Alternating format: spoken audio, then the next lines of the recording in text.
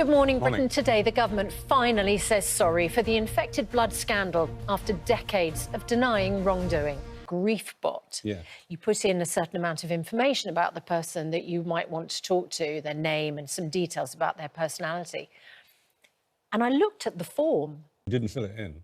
I wonder, oh, maybe I could fill it in and speak to, who would you like to speak to? And I thought, what would happen if I started filling in the details? And then hearing Liz Jones's experience of talking and receiving texts back from a grief bot, which seems to be conversing with her mother, you hear what the grief bot says to her and you think, in many cases, brought in from America. And that affected more than 1,000 haemophiliac sufferers, including 380 children to see HIV infections. Because they're taking blood. Now, in some countries, part of that bill has been footed by the pharmaceutical company, contracted HIV from their medicines, and more than 5,000 contracted hepatitis C. And then there's a separate group who are people who had to undergo blood transfusion. People in government and senior doctors knew of the problem. The scandal was avoidable.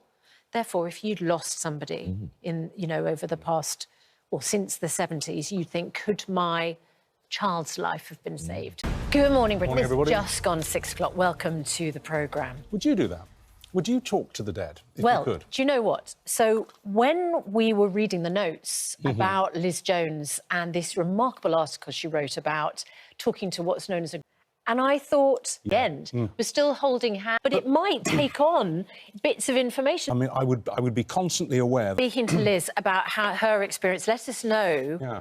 I mean, it's only the beginning, isn't it? Because this, at the moment, is just a text experience. Did you see Doctor Who on Saturday? And they had exactly the storyline. A regenerated father talking to his daughter minutes after he'd been killed. And it was a hologram, a talking hologram. And I was thinking, watching it, we'll probably just... Now, just coming up to 5 minutes past 6, on main news this morning, the Prime Minister, Rishi Sunak, is expected to apologise to the victims of the infected blood scandal.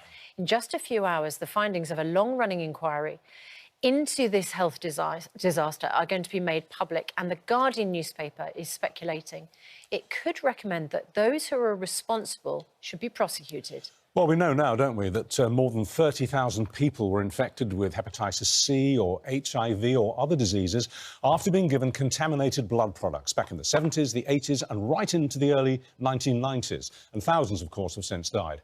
Our chief